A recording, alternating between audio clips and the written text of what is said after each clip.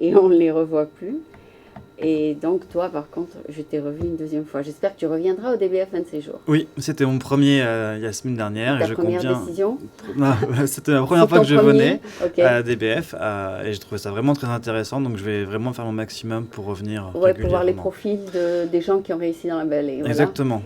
Donc, tu as trouvé ça intéressant? Oui, je m'attendais pas du tout à avoir une communauté aussi forte qui était présente, avec des échanges aussi clairs, aussi directs, aussi francs. Mm. Vraiment, la présentation était très intéressante. Oui. Donc, je vais venir régulièrement à à ces réunions de partage entre Français dans la Silicon Valley. Ben, moi, je vais être honnête avec toi, j'ai rien compris. Qu'est-ce qu'il fait? Tu vas m'expliquer. Alors Rémi, donc, il travaille dans une société qui réalise des processeurs Ouais. qui sont vraiment spécialisés dans tout ce qui est visuel, donc tout ce qui est analyse d'objets. Donc ça peut servir à la fois dans La les vidéo, drones, ouais. la vidéo, les caméras de sécurité, la caméra du téléphone pour reconnaître le visage. Voilà, c'est vraiment très diversifié Donc, les si je usages. recherche dans ma liste de vidéos ta photo, qu'est-ce que je fais? Je mets ta photo, je dis chercher la vidéo de Clément. Alors non, lui c'est vraiment du hardware, c'est vraiment Ah, c'est du une puce, hardware. voilà. C'est pas du tout du software, c'est vraiment du hardware, une puce qui est spécialisée dans Dans cet usage. visuel, dans Voilà. le visuel. Oh, Ce ben, qui ça, permet c'est très de... intéressant parce qu'il y a 2 ans, j'ai invité quelqu'un qui faisait aussi de la recherche pour search images, D'accord. pour chercher des images. Donc ça peut être une combinaison des deux qui ferait un bon produit. Oui, c'est clair. Bah, eux, ils sont vraiment focusés sur la partie hardware. Après, ils ont une petite partie software qui Se quand je dis développe petite, aussi. c'est déjà une grosse partie qui est toute une intelligence derrière Ouais, pour traiter l'image et l'analyse derrière et de la trouver. et la trouver. Ouais. Et c'est vrai que ces processeurs qui sont vraiment spécifiques sont très intéressants par rapport à un processeur traditionnel qui va faire de la voix, gérer un smartphone. Voilà, c'est vraiment des processeurs très spécifiques pour un usage spécifique qu'ils réalisent.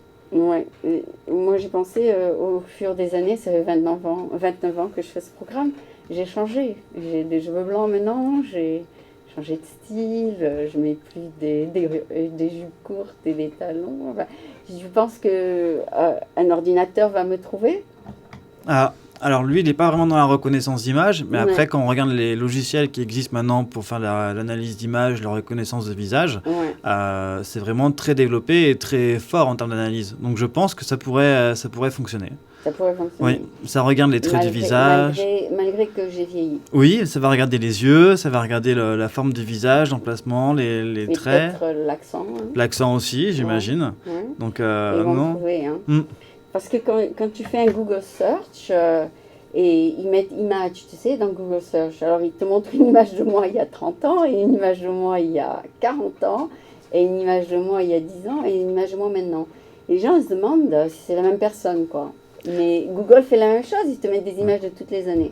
C'est vrai que maintenant, quand on fait des recherches sur Google, on a tendance à voir les différents âges de la personne, Oui, avec des sûr. photos au début, au milieu. On reconnaît que c'est pas la même qualité parce que c'est pas les mêmes angles. Au fur et à mesure, on a changé un peu le style de prendre des photos. Donc on arrive à identifier de cette façon-là l'âge. Mais c'est vrai qu'on voit du coup les gens vieillir sur Google en faisant des recherches. C'est vrai, et puis là, j'ai remarqué aussi qu'ils prennent une image de ma vidéo et ils la mettent dans les images. Oui, bah, ils sont très forts en référencement. Et donc, du coup, bon ils vont prendre des bouts de. Voilà. Un screenshot, une capture de la vidéo. de la vidéo.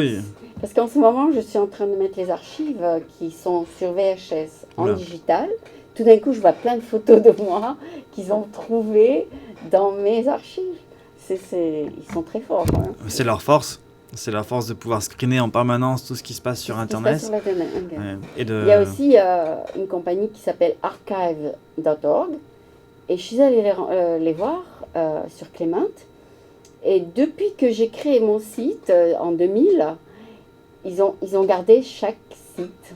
D'accord. Ils doivent faire des copies. Donc c'est archive.org qui garde des copies de tous les sites. C'est-à-dire tu peux voir l'évolution des sites internet depuis la création des sites internet. Ok. Bah, il doit y avoir des bons serveurs derrière pour stocker tout ça. C'est leur mission de faire les archives. Ok. Et je ne savais pas qu'ils faisaient ça aussi pour moi, mais ils m'ont dit qu'ils font pour tout le monde, pas que pour moi. D'accord. D'accord. Et puis aussi, ils ont la capacité de tout mettre en digital. Donc, on va parler plutôt un peu de toi. Là, on a trop parlé de moi depuis 5 minutes 30. Donc, Clément, dis-nous ce qui t'a amené aux États-Unis. Alors, ce qui m'a amené aux États-Unis, c'est le travail. Ah bon? Donc, depuis plusieurs années, depuis 5 ans maintenant, je travaillais chez Bouygues Telecom en France. Oui. J'ai eu la chance de rejoindre Winnovation, qui est une filiale du groupe Bouygues et de Bouygues Telecom. Le rôle de Winnovation, c'est vraiment identifier tout ce qui est nouvelles technologies, nouvelles tendances, digitales, plein de domaines différents qui sont utiles pour le groupe Bouygues. Donc, le groupe Bouygues, il y a à la fois Il est immense aussi. Voilà, il est immense. Donc il y a des télécommunications, il y a TF1 qui est comme la première chaîne en France. On va avoir la construction avec Bouygues Construction, de l'immobilier avec Bouygues Immobilier, la construction de routes avec Colas. Donc c'est vraiment très diversifié. Et en fait, en 2001, le groupe Bouygues s'est dit qu'aux États-Unis, on voyait des nouveaux sujets émerger et qu'il fallait avoir un bureau ici pour à la fois travailler avec les startups, travailler avec les entreprises ici pour échanger avec eux.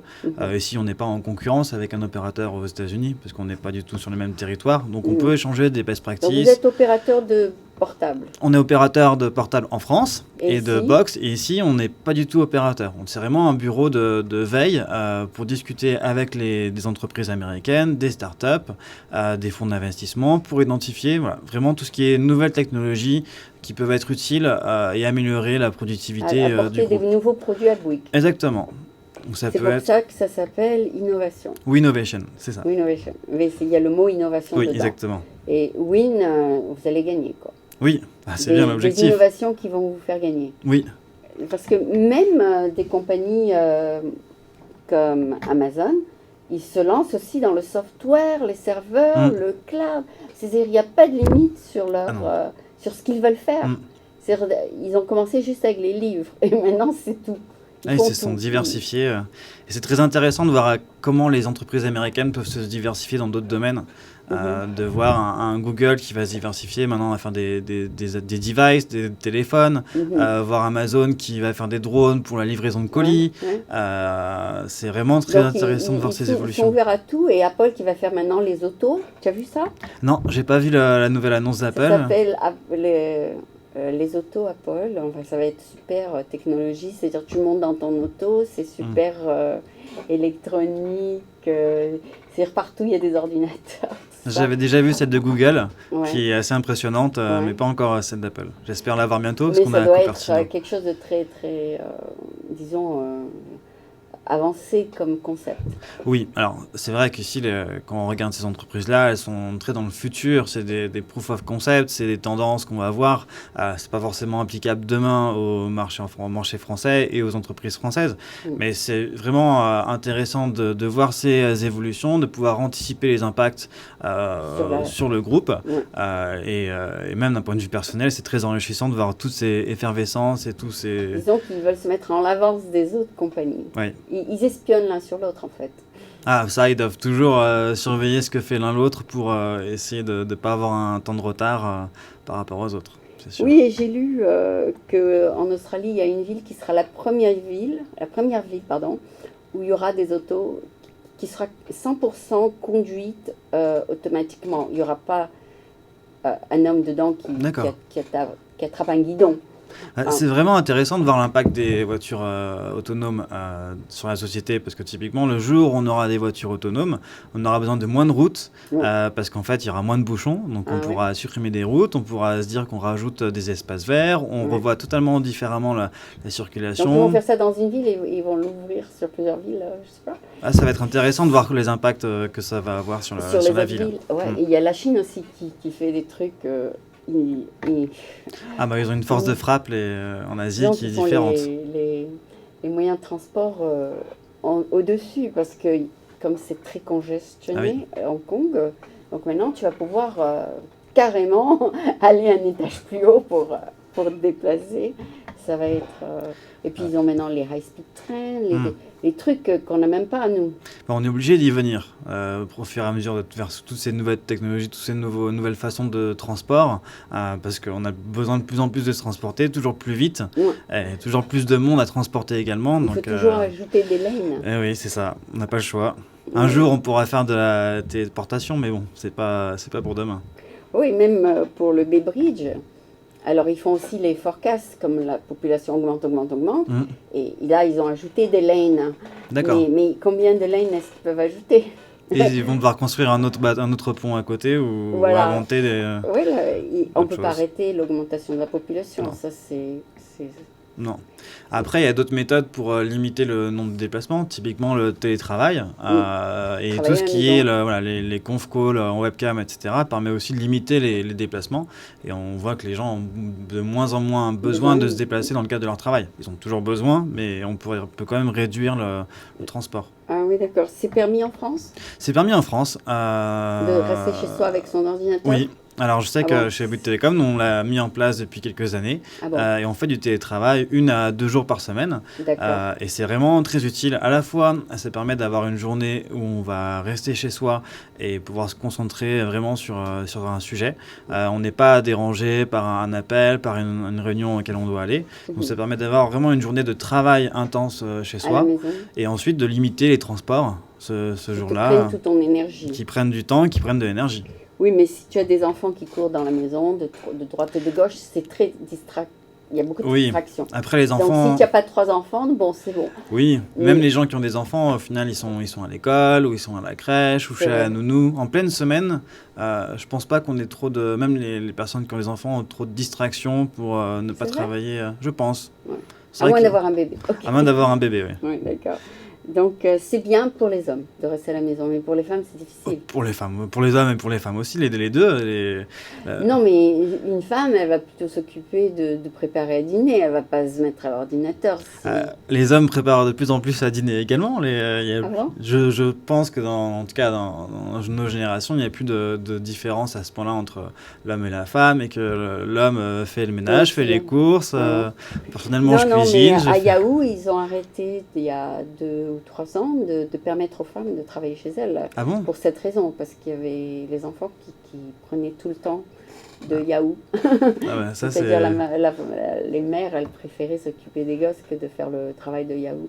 Donc ils ont éliminé ça, à part pour la CEO qui avait le droit de travailler au travail avec une nurserie. Je ne sais pas si tu as entendu parler de Non. ça. D'accord. C'est Donc, très sexiste en tout cas, je trouve, d'interdire que aux femmes Travailler le chez télétravail. Oui, c'est... moi, j'avoue que si j'avais un bébé à la maison, je ne vais pas me mettre sur un ordinateur. Oui. Après, c'est qu'une journée par semaine. Donc le bébé, il faut bien une solution pour les autres jours de la semaine. Ouais, il faut qu'il trouve peut-être le père qui le garde ou quoi que ce Oui. soit. Bon. Donc, il y a des choses qui vont changer en tout cas. Mm. Et aussi, peut-être qu'ils vont ajouter le Wi-Fi dans les métros. Est-ce que ça existe déjà? Alors, pour l'instant, c'est vrai que c'est pas développé en France. Malheureusement, dans le métro, on capte mal. On n'a pas forcément de Wi-Fi. Ouais. Après, c'est vraiment des choses que le gouvernement veut faire Ah ouais. évoluer avec la mairie de Paris. Il y a vraiment le projet du Grand Paris de demain en France. Tout Wi-Fi.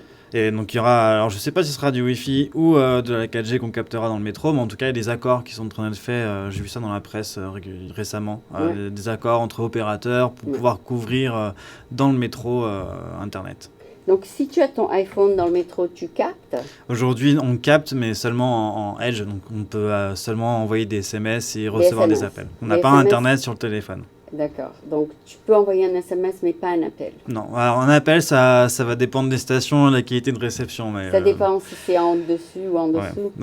En France, le métro Surtout reste en- souterrain. À part dans le 16e, quoi. Ça monte un peu, quoi. Oui, voilà, au niveau de la Tour Eiffel, on a un peu de métro Ça aérien, sort, mais c'est rare. Ok. Donc, il y a beaucoup de choses à faire en France, déjà. On a beaucoup de choses à faire, on a beaucoup de choses à anticiper, beaucoup de choses à faire évoluer. Et votre téléphone, Bouygues, il est avancé? Alors, oui, donc nous, on ne fait pas notre propre téléphone. Ah, vous prenez le iPhone. Donc, il y a l'iPhone, il y a les Samsung, il y a HTC, voilà, il y a vraiment vous beaucoup faites de... juste la facturation. Donc nous, on est opérateur mobile, donc on a D'accord. des antennes sur tout le territoire français et on délivre un service de 4G ou 3G pour les clients qui n'ont pas sur ce téléphone. sur leur téléphone. Donc on leur vend la carte SIM avec un abonnement, un peu comme aux États-Unis, Verizon, AT&T, T-Mobile, Sprint. Voilà, c'est Donc, il n'y a pas un l'opérateur. téléphone spécifiquement Bouygues. Non, on ne fait pas de téléphone à notre propre marque parce qu'aujourd'hui on a tellement de téléphones qui sont très bons sur le marché Ouais. et puis c'est pas notre mission, c'est pas notre travail, c'est pas notre C'est savoir-faire. pas votre hardware. Non. Vous ne faites pas du hardware. Non, Ok. non. Sauf sur la partie Internet, donc vraiment tout ce qui est box pour le domicile, comme un Comcast aux États-Unis. Ouais. Là, bien sûr, on fait notre propre modem, notre propre décodeur télé. Ouais. Et les opérateurs américains aiment bien échanger avec nous parce qu'on est plus en avance en France sur la partie foyer, domicile, Ouais. qu'aux États-Unis. C'est vrai. Ils sont plus en retard. D'accord. Et toi, tu as commencé chez eux dans la section portable, c'est ça? Alors, moi, j'ai commencé directement dans la section boîtier box à Internet dans le domicile.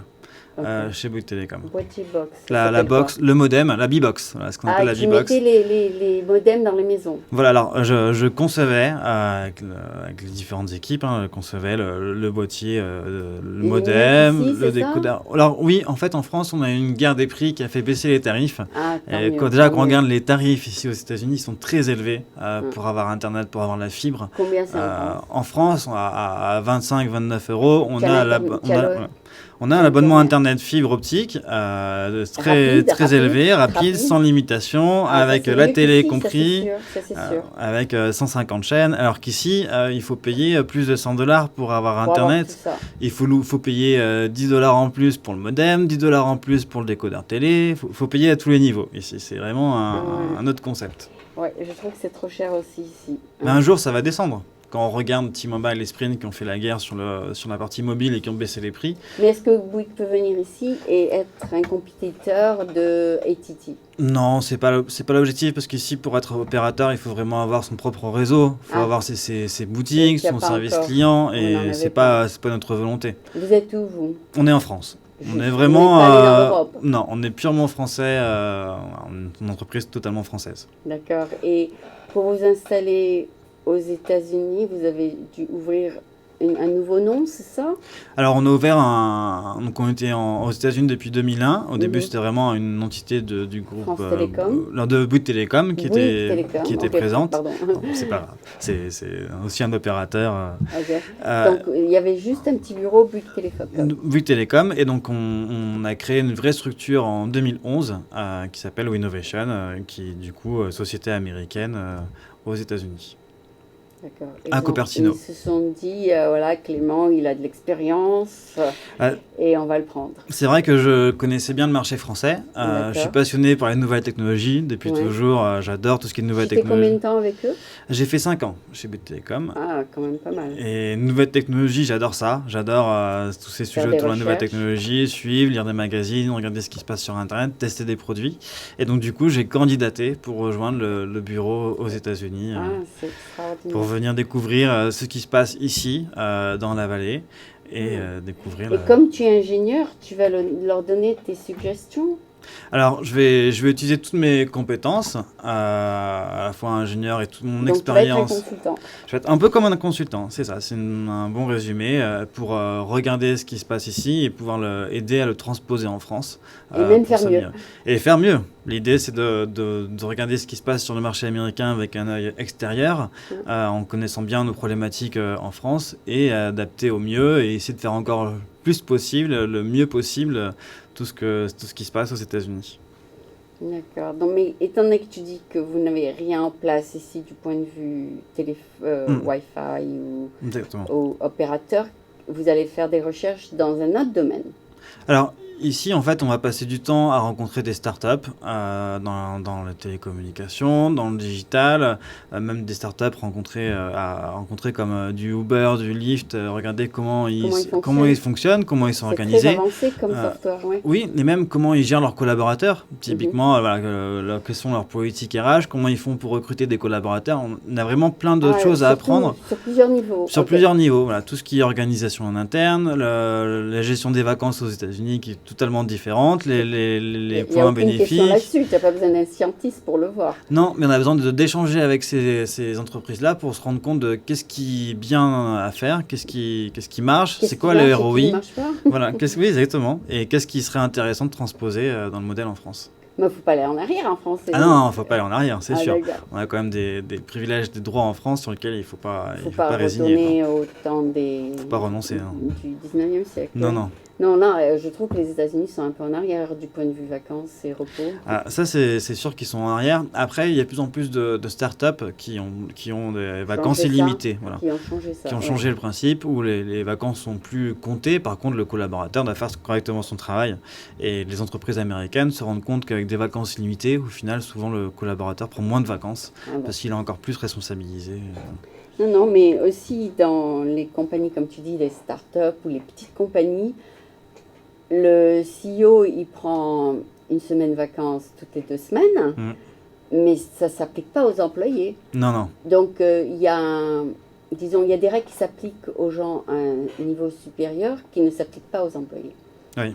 Bah, c'est vrai Donc, que... je ne sais pas si c'est comme ça en France. Non. Les gens au niveau élevé ont les mêmes droits, ou plutôt les droits égaux aux Oui. gens plus bas. Les jours de quantité de vacances en France sont les mêmes pour tous les collaborateurs Voilà, de c'est ce que l'entreprise. je voulais dire, ouais. Tous les cadres ont la même quantité de vacances. Après, il y a des congés par rapport à l'ancienneté dans l'entreprise, Ah oui. donc qui permet d'avoir des Une journées en semaine d'en plus. plus, Voilà, c'est un jour au bout de 3 ans, 3-4 ans qu'on est Voilà, dans c'est l'entreprise. ça. Voilà, c'est progressif. Ouais. Mais après, il y a quand même une règle entre les collaborateurs. Voilà, tous les cadres ont les mêmes mêmes avantages, les mêmes droits. Voilà, Ouais. c'est D'accord. assez, c'est assez strict et assez... Mais si tu es une compagnie privée, c'est toi qui gères les règles. C'est vrai.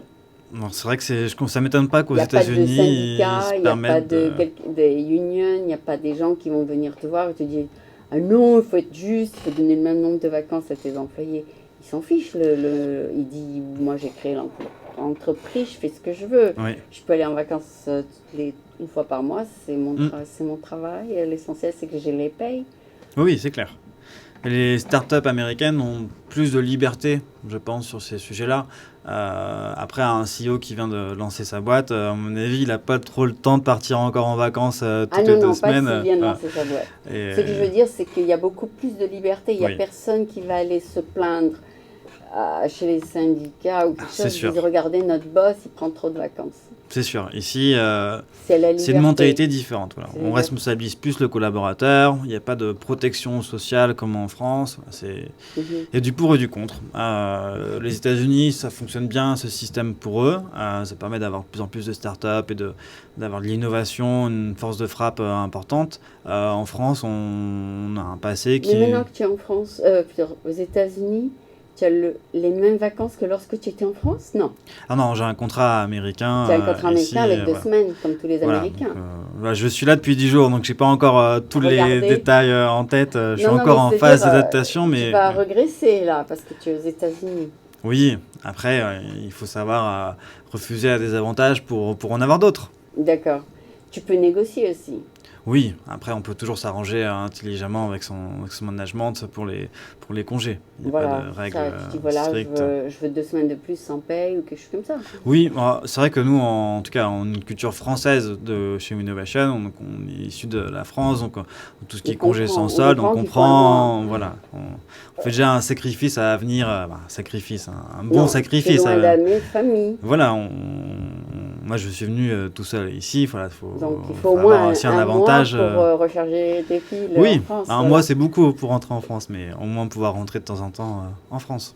Oui, non, mais c'est-à-dire, déjà tu viens pendant longtemps, il faut que tu ailles revoir la famille, tout ça, les amis, je sais pas, des trucs comme ça. Donc c'est négociable. C'est négociable. Après, dans le cadre de mon travail, je serai aussi amené à rentrer régulièrement en France. Donc ça permettra de retrouver un peu les amis et la famille. Voilà. Et donc tu reportes, tu donnes tes conseils en France ou ici? Alors, ici, on est vraiment une petite structure de 3 personnes, donc on échange ensemble, on discute, on se partage nos bonnes idées, notre point de vue, et après, on va le partager à la France, en faisant des rapports. Alors, soit on fait des études, des par email, des présentations, on fait beaucoup de conf call, le matin aux États-Unis, c'est l'après-midi, voire le soir en France, donc on profite du matin pour avoir la France et échanger avec eux, et également, donc tous les 3-4 mois, donc on est amené à à rentrer en France pour aller présenter des sujets. Une recapitalisation. Voilà, exactement. Après, on aime beaucoup, on incite vraiment à avoir le management de France qui viennent également ici, sur place aux États-Unis, pour se rendre compte d'eux-mêmes des nouvelles tendances. On les fait rencontrer d'autres acteurs aux États-Unis, on les fait rencontrer des startups pour créer vraiment un lien et qu'ils arrivent à s'imprégner de toute cette culture américaine, tous ces différences et tous ces bénéfices qu'il y a aux États-Unis dans différents domaines. Donc, est-ce qu'ils t'ont mis en charge, parce que tu m'as dit que tu vois un peu tout, la façon de travailler, la façon d'engager, la façon de renvoyer. Oui. Donc, tu vois un peu tout, mais est-ce qu'ils t'ont mis en charge de quelque chose en particulier? Alors, par rapport à mon passé, je suis plus issu du domaine des télécommunications, engineering, et je suis plus d'affinité avec tout ce qui est, on va dire, grand public, les usages consommateurs, tout ce qui est digital. Donc, alors, je ne vais pas consulter le public, mais je vais être plus sur tout ce qui va être start-up, qui vont proposer des services à des clients. Je ne suis pas du tout du domaine de l'entreprise, donc tout ce qui est service en B2B, ça ne me concerne pas trop, donc je ne vais pas travailler sur ce sujet-là. Je vais vraiment tout ce qui est pour le consommateur, tout ce qui est des services, du Netflix, des services dans ce domaine-là, des services d'accompagnement client, tout ce qui est call center, relations clients, applications mobiles. Voilà, c'est plus des usages qui me touchent personnellement et sur lesquels je vais travailler. Ah, d'accord, parce que hier j'étais à la conférence de Dreamforce et il y avait William, je ne sais pas si tu le connais, William. Okay.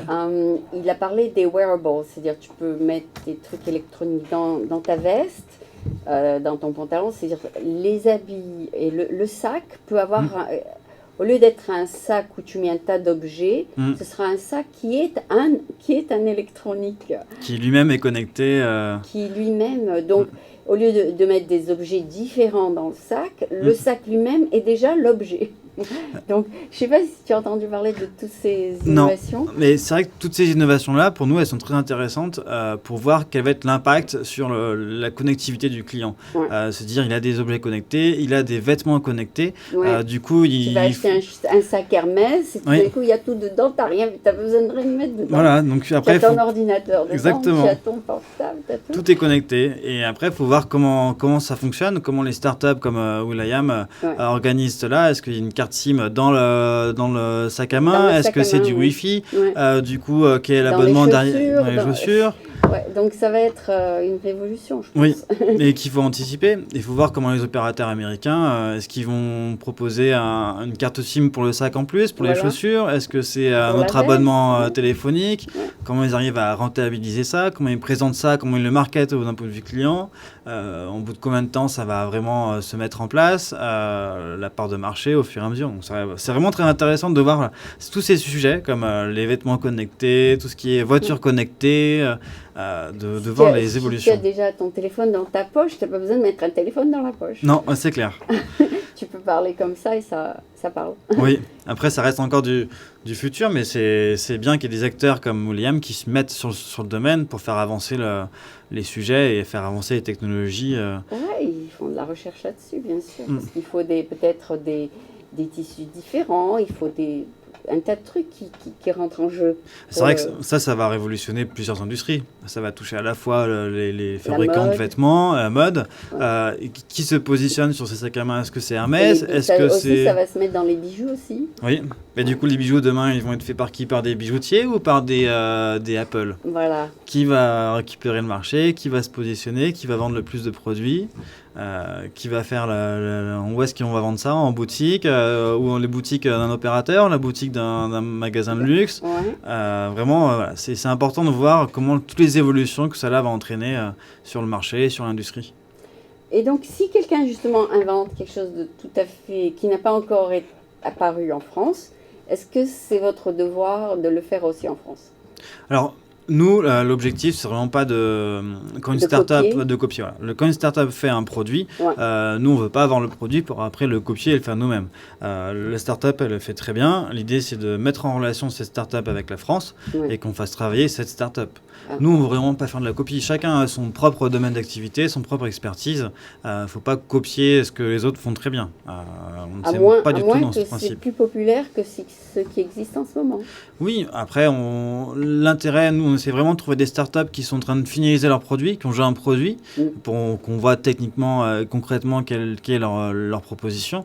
Après, on aime bien qu'elles soient encore dans un stade où elles ne sont pas arrivées au bout, pour pouvoir échanger avec elles et orienter un peu leur produit, leur interface, à nos besoins qu'on va avoir sur le marché français.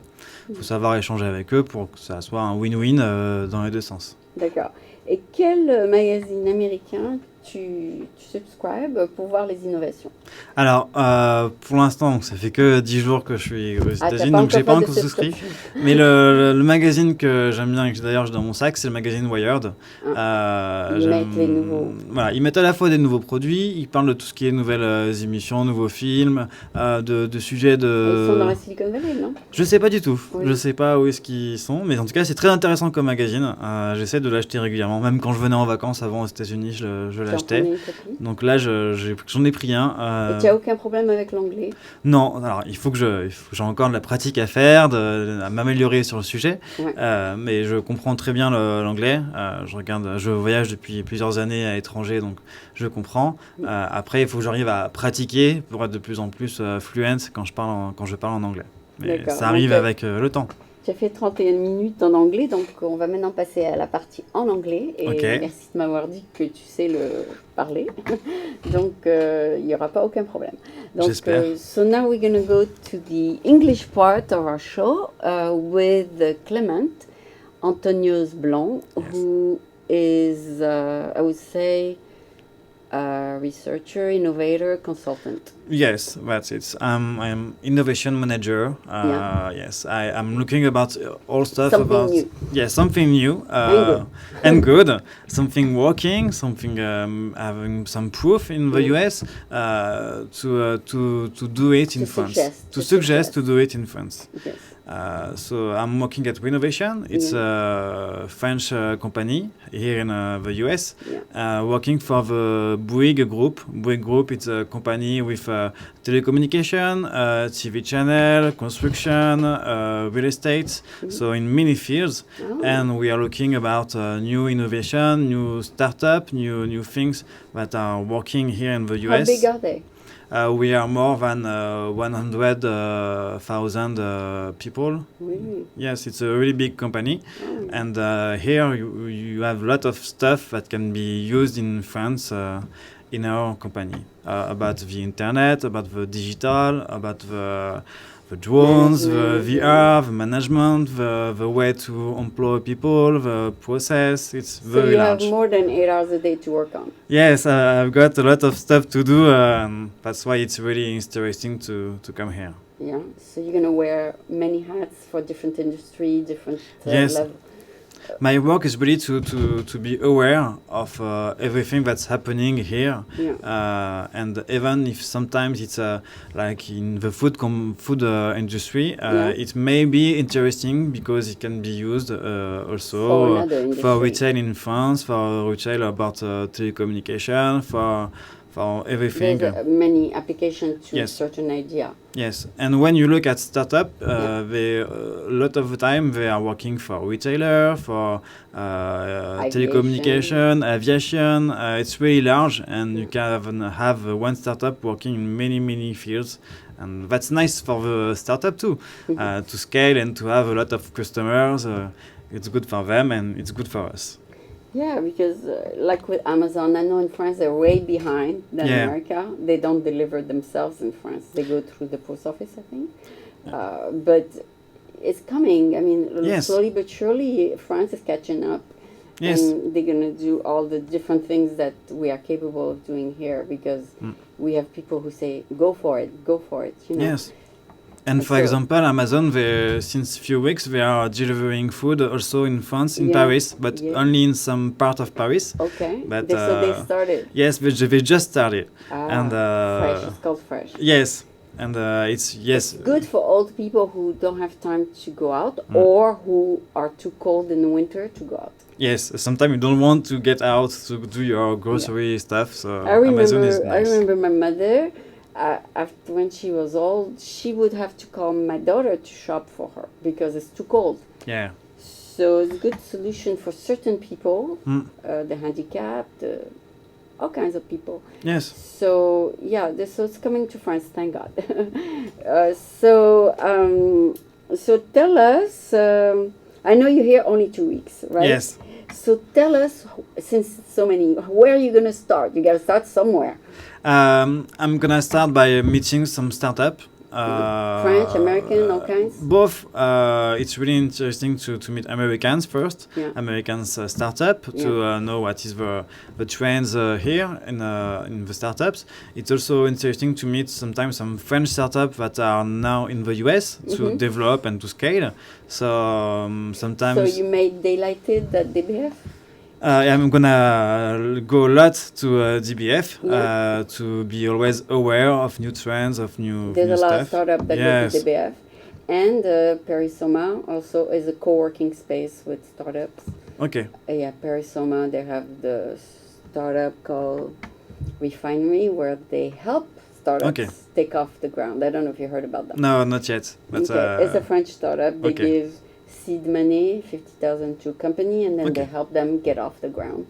So they're over there on 11th Street. So will you be located in the Silicon Valley or San Francisco? In the Silicon Valley. Our office is in Cupertino. We are everywhere around. It's Apple. Always everywhere. Apple office. And so now I'm living in Cupertino to be close to my work. And I'm gonna come a lot to San Francisco to check out. For example, this week I went. Tech, Yes, I went one day here in San Francisco for meeting startup for French Tech. So every week I will come here. So you went Thursday, French alumni? I went on Wednesday here, but I will come a lot in San Francisco. Also during the weekend to enjoy. Yes. Of course. Enjoy everything that's happening here. Okay, so I was thinking, even though you want to look at what's new with startup, are you going to look also at the company that are established, like in the Silicon Valley? You're going to visit Yahoo and Google, and you're going to visit all the big ones? Yes, I got lucky, and I already came to. I will gone to Google. And I will try to meet to visit. Yes, because it's really interesting. Just for example, the way they are having guests, how you can record when you arrive in the office. How is the office organized? It's really interesting to see everything about it. So I'm looking forward to visit it. Yeah, visit Yahoo. Every employee can decorate their office the way they want. Okay. They're given a budget, and if you're Indian, you can decorate it Indian way. If you're French, you can decorate it French way, so you feel at home. Okay. But anyway, there's many things interesting to see. There's also the Tech Museum. I'm sure your friend who's been here longer have went there. So there's many things to do, also in the Silicon Valley in terms of the way. And it's really close. To you. Yes, but from San Francisco to the Silicon Valley, it's not so far. Yes, so it's still okay. Yeah. So tell us, I know you've been here only 2 weeks, tell us your first impression of America. It's really big. I already went to US a few times for holidays. Oh, okay. But now, since I'm living here, it's really not the same. Yeah. You live with friends? No, I live alone in Cupertino. Okay. And it was a little hard at the beginning, to have a rent, to have a credit card and stuff like that when you're not from the country. But now it's okay. I'm lucky. And it's really big here. You got a lot of markets. You got a lot of food, a lot of kind of stuff in the. And you like the food? It's okay. Not so much. Okay. Yes, it's not the same like in France, but it's still okay. Your friend can cook for you. Yeah, I'm cooking, but I don't have my stuff yet. But it's gonna arrive in a few days. You don't have your pots and pans yet.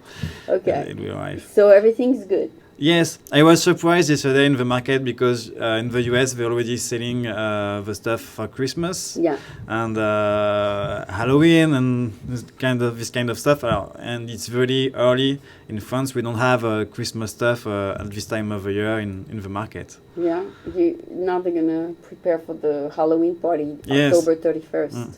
So you gotta buy a costume and I will. I want to see. Did you? Yes, Okay. I want to see a Halloween party and how is it here in the There's US. a big one in the Castro where they go crazy, you know.